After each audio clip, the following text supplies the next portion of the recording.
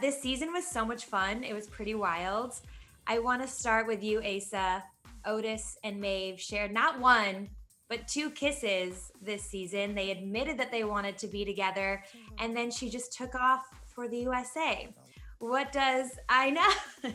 What does their future look like in your mind? In my mind, I really don't know. It's funny, I haven't been able to talk about any of this.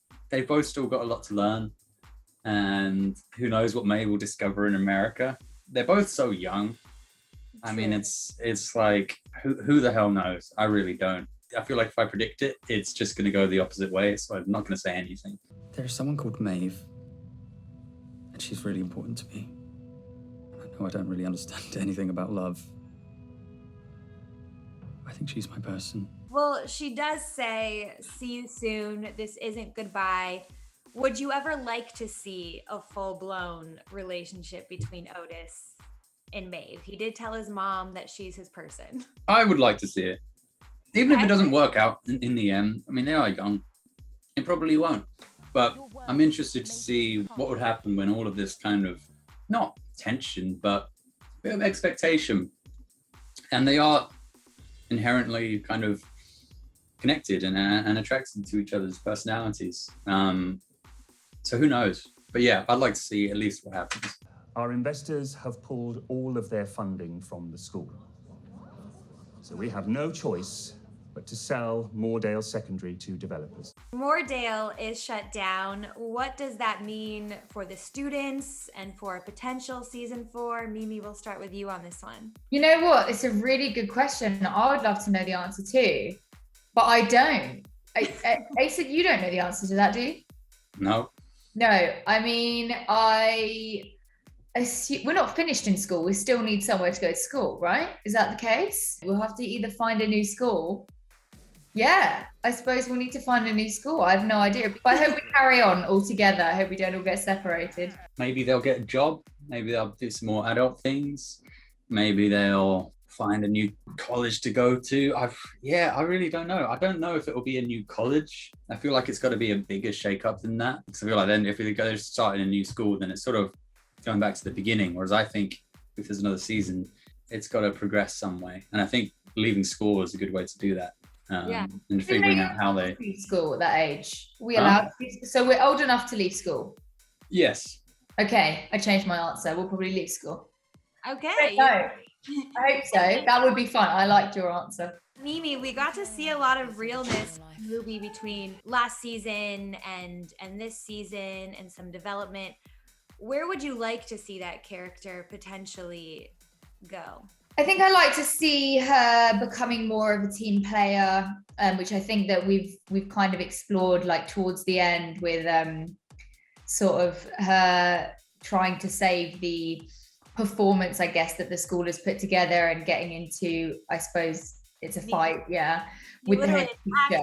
Headmistress. Yeah, I mean, it's a bold move from Ruby. You know, she doesn't usually care about other people or what's going on. She just cares about herself. I think the audience seeing more of an emotional side to her and seeing who she is on the inside behind the sort of hard exterior that she's shown in the previous seasons. I think just to carry on down that route and just see her be more comfortable showing who she really is, and just being more of a team player, I think would be great to see that in her. Asa, I can't help but feel that Otis has somehow gotten, I want to say cooler, but I don't feel like that's the right word, maybe more angsty in season 3. Was that super intentional? Otis's journey it never goes in the direction I expect it to.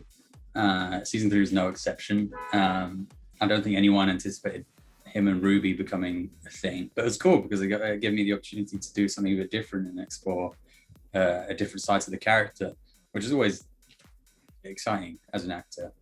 And I think he's grown up a lot. He's got some confidence. He's got a bit of spring in his step. Ruby's definitely brought some of that out of him, brought out some sassiness, which is very funny.